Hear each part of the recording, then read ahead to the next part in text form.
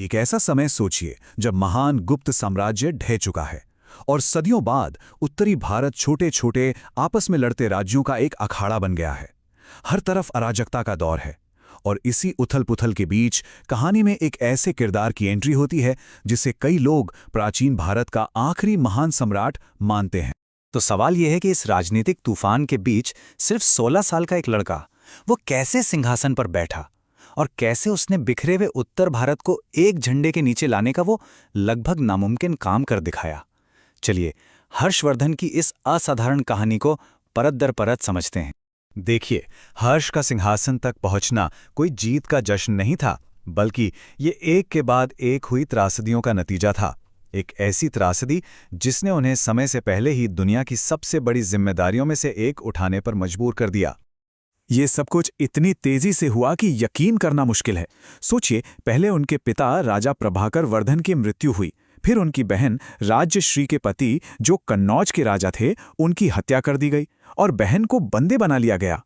बदला लेने निकले हर्ष के बड़े भाई राज्यवर्धन, उन्हें भी गौड़ के राजा शशांक ने धोखे से मार डाला।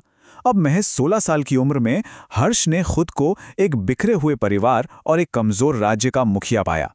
606 ईस्वी में ये जिम्मेदारी उन पर आ पड़ी। लेकिन हर्ष सिर्फ बदला लेने पर ही नहीं रुके।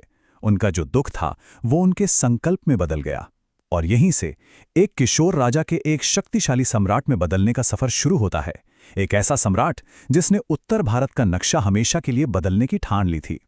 उनका पहला काम अपनी बहन को बचाना था और कहते हैं कि उन्होंने अपनी बहन को ठीक उस वक्त ढूंढा जब वो खुद को खत्म करने वाली थीं। इसके बाद उन्होंने कन्नौज पर नियंत्रण किया और इसे अपनी नई भव्य राजधानी बनाया। ये एक बहुत ही स्मार्ट, एक रणनीतिक कदम था जिसने उन्हें उत्तरी भारत के केंद्र में ला खड़ा किया। और बस यहीं से उनके विजय अभियान की शुरुआत हुई। उनकी शक्ति का विस्तार बहुत ही तेजी से हुआ। अपने शासन के पहले 6 सालों के अंदर ही हर्ष ने पंजाब से लेकर बंगाल, बिहार और उड़ीसा तक जीत हासिल कर ली थी। पश्चिम में भी उन्होंने गुजरात के राजा को हराया।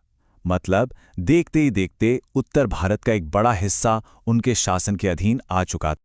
उनकी ताकत इतनी बढ़ गई थी कि चालुक्य शिलालेख जैसे ऐतिहासिक दस्तावेज उन्हें सकलोत्तर पथनाथ कहते हैं। इसका मतलब है संपूर्ण उत्तर भारत के स्वामी। और ये सिर्फ एक उपाधि नहीं थी, बल्कि उस दौर के दूसरे शक्तिशाली शासकों द्वारा उनकी सत्ता की एक तरह से स्वीकृति थी। लेकिन भारत पर पूरी तरह से कब्जा करने के उनके सपने के बीच एक बहुत बड़ी चट्टान खड़ी थी। दक्षिण में चालुक्य वंश के शक्तिशाली राजा पुलकेशिन द्वितीय का शासन था और इन दोनों के टकराव की कहानी हमें मिलती है प्रसिद्ध ऐहोल शिलालेख से। हुआ ये कि जब हर्ष ने अपनी विशाल सेना के साथ दक्षिण की ओर कूच किया तो नर्मदा नदी के तट पर उनका सामना हुआ पुलकेशिन द्वितीय से। और ऐहोल शिलालेख साफ साफ बताता है कि इस युद्ध में हर्ष की हार हुई। यह उनके सैन्य जीवन की एकमात्र बड़ी हार थी जिसने उनके साम्राज्य के विस्तार को नर्मदा नदी पर ही रोक दिया। शायद दक्षिण में मिली इसी हार ने हर्ष को एक नई दिशा दी। जब साम्राज्य का विस्तार एक सीमा पर आकर रुक गया तो उन्होंने अपना ध्यान साम्राज्य के अंदरूनी विकास, कला, साहित्य और प्रशासन को मजबूत करने पर लगाना शुरू किया। क्योंकि हर्ष सिर्फ एक योद्धा नहीं थे, बिल्कुल नहीं। एक महान विजेता होने के साथ साथ हर्ष एक कमाल के लेखक भी थे। उन्हें संस्कृत के 3 मशहूर नाटकों रत्नावली, प्रियदर्शिका और नागानंद की रचना का श्रेय दिया जाता है।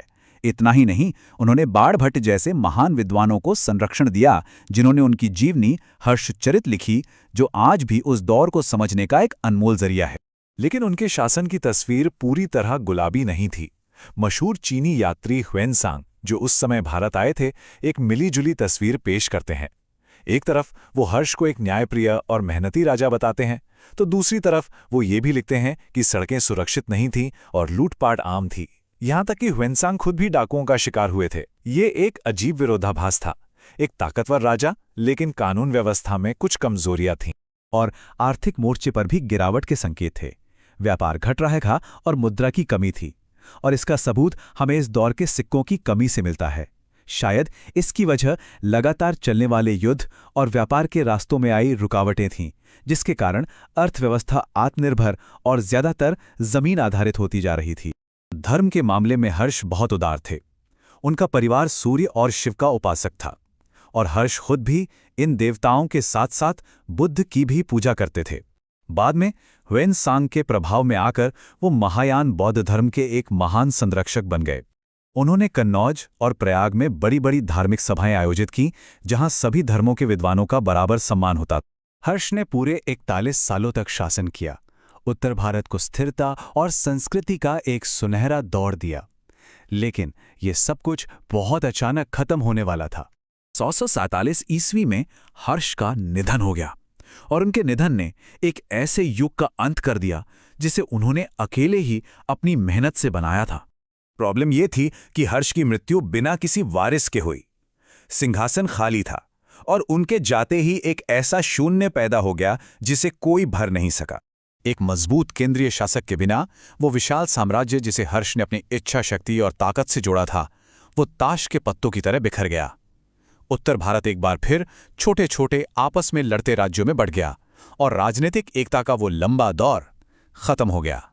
तो फिर यहां एक सवाल उठता है कि एक शासक की असली विरासत क्या होती है? क्या वो एक अस्थायी राजनीतिक साम्राज्य था जो उनकी मौत के साथ ही खत्म हो गया, या फिर उनकी असली विरासत वो नाटक है जो उन्होंने लिखे, वो विद्वान जिन्हें उन्होंने संरक्षण दिया, और वो सांस्कृतिक माहौल है जिसे उन्होंने बढ़ावा दिया? ये एक ऐसा सवाल है जिस पर सोचना जरूरी है।